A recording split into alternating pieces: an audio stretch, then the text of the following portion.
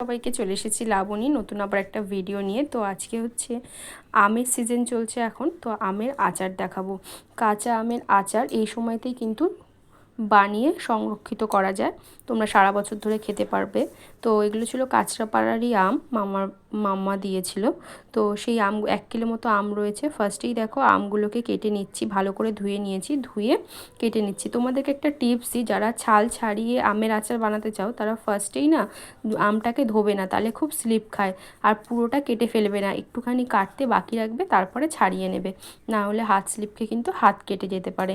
তো এটা একান্তই আমার অ্যাডভাইস, তোমরা চাইলে অন্যরকমভাবে করতে পারো। তো ফার্স্টেই দেখো আমগুলোকে আমি কেটে নিয়েছিলাম, এই যে কাটা হয়ে গেছে আমগুলো, একটু হলদে হলদে হয়ে গেছে, কারণ এই সময়টা তো আমটা পেকেই যায়, তো সেই জন্য একটু হলদে হলদে ভাব চলে এসেছে।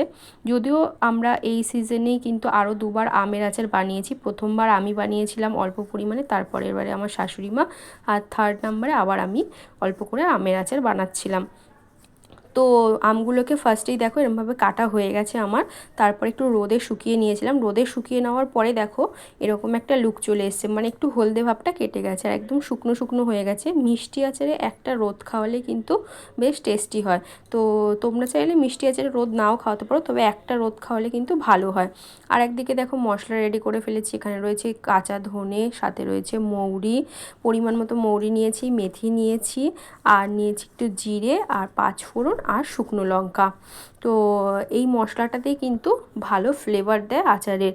তো তোমরা চাইলে যদি দুটো তিনটে জিনিস থাকে তাহলেও কিন্তু তোমরা করে নিতে পারো।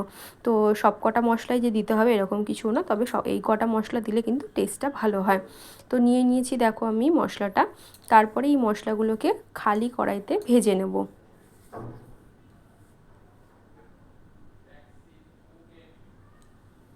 তো দেখো আমি কড়াইও গরম বসিয়ে দিয়েছি গ্যাসে, কোনো তেল ঠেল কিছু অ্যাড করতে হবে না, খালি কড়াইতে কড়াইটা একটু গরম হলেই হালকা করে ভেজে নেব।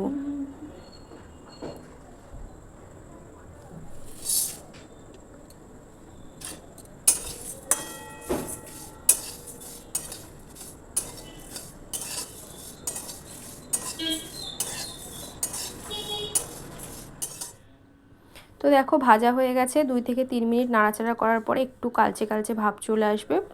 তো তারপরে এটাকে নামিয়ে নিয়েছি, নামিয়ে এবার মিক্সার গ্রাইন্ডে আমি পেস্ট করে নিচ্ছি।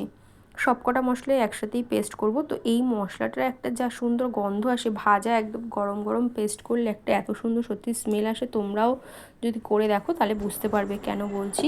তো এই গন্ধটা কিন্তু দারুণ আসে, তোমরা অনেক কিছুর সাথে এই মশলাটা কিন্তু অ্যাড করে খেতে পারো। তো দেখো আমি মিক্সিতেই গুঁড়ো করে নিয়েছি পুরোটা।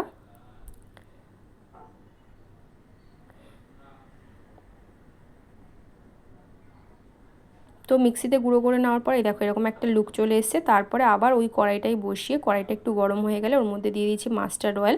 তোমরা কিন্তু আচার অবশ্যই মাস্টার্ড অয়েল দিয়ে করবে, কেউ কিন্তু রিফাইন্ড অয়েল বা সোয়াবিন অয়েল দিয়ে করো না, টেস্ট একদম নষ্ট হয়ে যায়। তো তেলটা একটু গরম হয়ে গেলে তার মধ্যে ফোড়ন দিয়ে দিয়েছিলাম একটা লঙ্কা, শুকনো লঙ্কা ছোটো ছোটো করে কেটে নিয়েছিলাম, আর তারপরে দিয়ে দিয়েছিলাম একটু তেজপাতা, দুটো তেজপাতা। তো তেলটা আবার একটু নাড়িয়ে নিচ্ছিলাম, হয়ে গেলে এবার আমগুলোকে দিয়ে দেবো।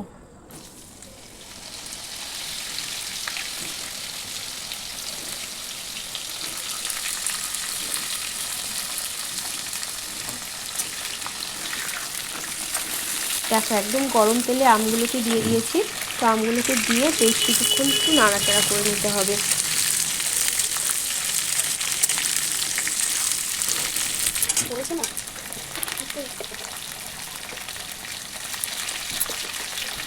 নাড়াচাড়া করতে করতে পরিমাণ মতো নুন অ্যাড করে দিতে হবে, তারপরে দিয়ে দিতে হবে অল্প পরিমাণে হলুদ।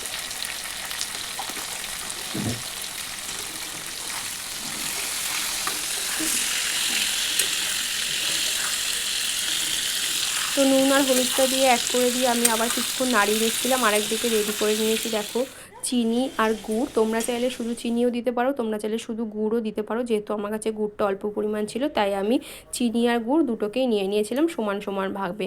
তো সেটাকে আমি একটু নাড়াচাড়া করার পরে বেশ তেলের মধ্যে একটু আমটা নাড়িয়ে তারপরে কিন্তু চিনি আর গুড়টা অ্যাড করে দিয়েছিলাম। আর চিনি বা গুড় যদি কেউ একটা দিতে চায় একটা দিতে পারো, কেউ দুটো দিতে চাইলে দুটো দিতে পারো। তবে চিনি গুড় কিন্তু দেওয়ার পরে শুধু নাড়াচাড়াই করবে, না হলে কিন্তু একদম ধরে যাবে, আচারটা নষ্ট হয়ে যাবে।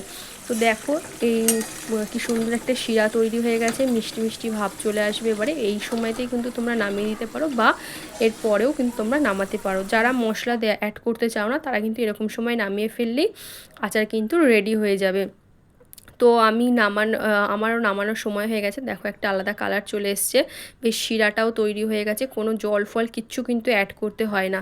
তারপরে ভেজে রাখা যে স্পেশাল মশলাটা, সেই মশলাটা কিন্তু আমি দিয়ে দিলাম।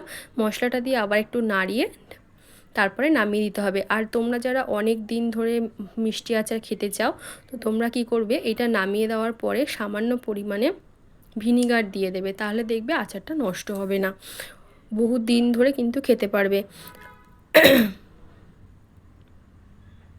তো দেখো আচারের কিন্তু একটা আলাদাই লুক চলে এসছে।